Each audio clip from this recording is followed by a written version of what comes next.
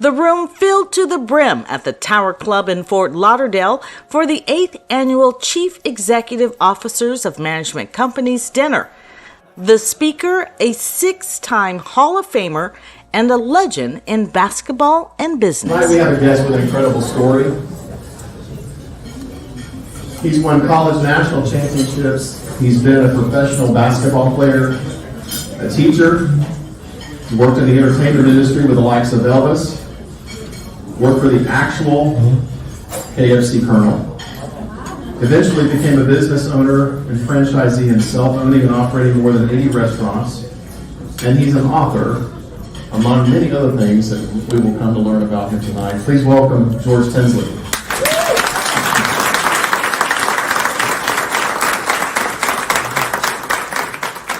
Born and raised in Kentucky, George Tinsley launched several companies, including Tinsley Family Concessions. His extraordinary success in concessions and franchising was due to his overwhelming ability to overcome obstacles.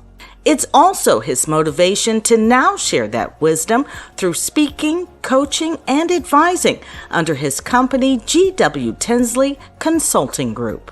As an athlete, I always prided myself in the fourth quarter and being in condition to be able to outlast my opponent in the fourth quarter, condition-wise. So as that translated into everything else that I would be doing, that when times get tough, it's time to kick it into another gear and make that happen. And understand that it's not the end of the world. When you run into a roadblock, you just got to figure your way around it, overtop it, or When I think of George Tinsley, I think of my childhood in Auburndale, Florida. When I would grow up, when I was going to basketball camps and Little League baseball, the Tinsley name and family were everywhere in Polk County, where I grew up. And when I also think of George now as an adult, I think of overcoming obstacles with opportunities. Having an opportunity to work with KFC for 8 years in various different departments. I got to tell you, I started out as a trainer in the training department at KFC, and my first week there, I found out that I was going to be working with the Colonel. And you talk about being intimidated. the Colonel would always come in the very first day, and he would come back the last day for graduation. And so we developed a relationship. It was a little rocky at first because the Colonel, he knew what he was doing, and I was trying to learn, but also I'm trying to teach these millionaires how to do that. So we learned to put up with each other, if you will, and later on became a working relationship. And so I worked with him for 3 years, off and on during that time, right up until the time he passed away. So we want to talk to George about how can we best talk to and interact with our customers. His customers were people who were in the restaurant and food service industry, among other things. Our customers are people who live in their homes and who pay a lot of money for a quality of life and a cost of living that right now is under a lot of threat. So how can we learn from someone like George, who has the ability and who has certainly demonstrated the leadership and who believes in the culture of a company that knows how to deal with people? I've heard you say, George, you don't fight feedback, you correct. My philosophy,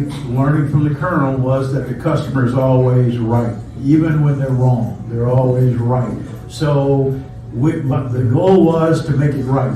No matter what that cost you, making it right. I would have customers complain about the chicken being greasy, and so I'd have to take them through a little educational process of that's not grease, it's moisture. And so forth. And remember, this is finger licking good for the Colonel. So, and people appreciated that. They appreciated the honesty. They appreciated not being defensive. I always believe it's interesting to try to hear what people say, but to understand what they actually mean.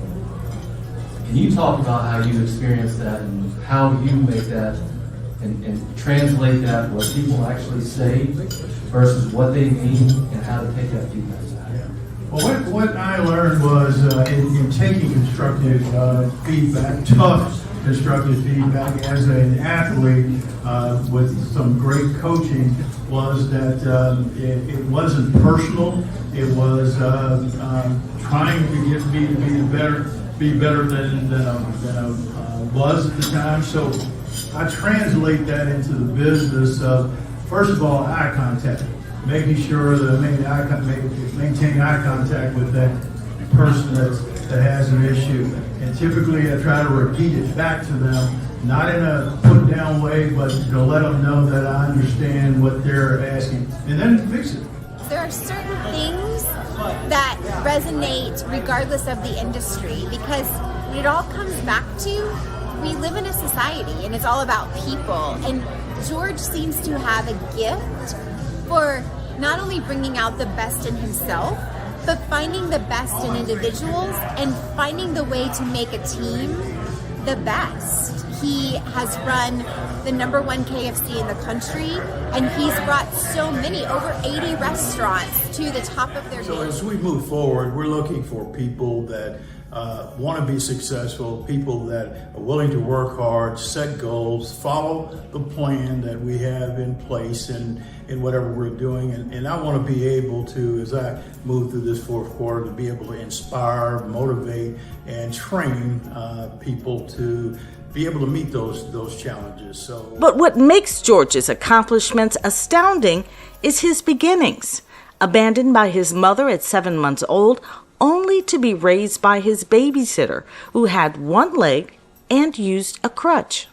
Somehow I wound up with a lady who was keeping children in the neighborhood who wound up with me. My mother didn't come back, and so she raised me from 7 months old until I was 13 years old. So during that particular period of time, she taught me a lot about God and being a good person, and all those valuable things. My seventh grade school teacher just fell in love with me and put me in a position to be successful and build my self-esteem, and that's where I started to taking a turn towards achieving goals. And so George would go on to earn a scholarship playing basketball, where his team won national championships 3 out of the 4 years he attended. From there, he went on to win championships through the American Basketball Association and had hoped for a career in teaching and coaching. But instead of a career on the court, George Tinsley was going corporate through KFC.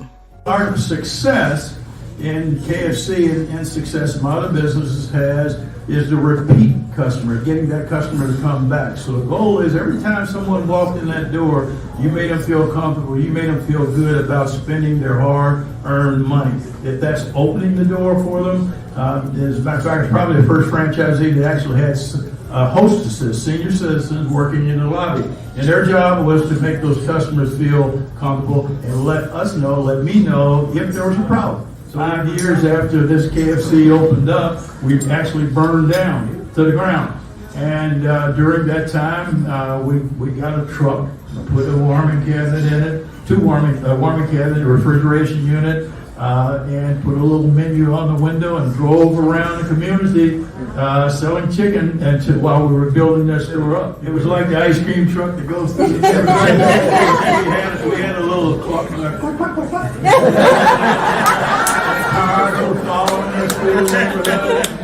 It is no surprise that George Tinsley is the author of The Determined Entrepreneur and working on a second book detailing his ability to go from obstacle to opportunity. But there was no greater challenge that George faced than when it came to his daughter, who became fatally ill. He talks about the importance of taking the time to take care of what matters most. So one of the most wonderful things that a man can be blessed with is to have children who you can watch grow and become the best that they can be, and see them achieve. And unfortunately, sometimes you run into tough situations, which we did with my daughter, who became ill while performing up in New York as a model and actress. And having to bring her home because of an illness that she had. Fortunately, I was in position to be able to make time to make that happen. Some guys may have 100, 200, 300 restaurants and be strung out there, but not be able to take care of what's important in their lives. And so, fortunately, I was able to do that, and I had other relatives inside of our business that were able to take over certain things to make that happen. But as a business person and one who cares about the family, cares about the community, I felt that was very important to do that, because business. Tinsley Family Concessions is just that, family.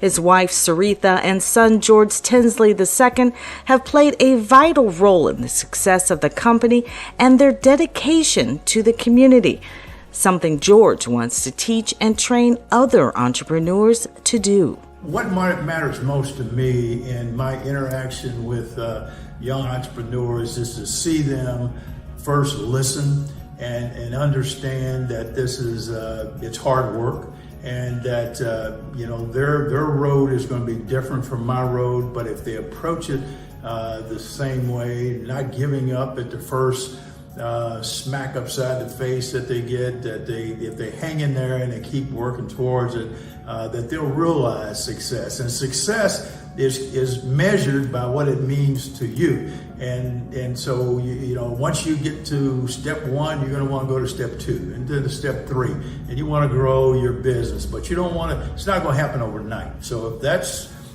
your mental outlook, that only happens 1 in 100 times. And it's not always important that you have 100 restaurants. It's one successful restaurant. Then you can move to the next step and understand the business and understand how important your people are to your success. It's not about you. It's about the people who work for you, how you motivate them and train them to be the best that they can be. You can learn more about George Tinsley at tinsleyspeaks.com.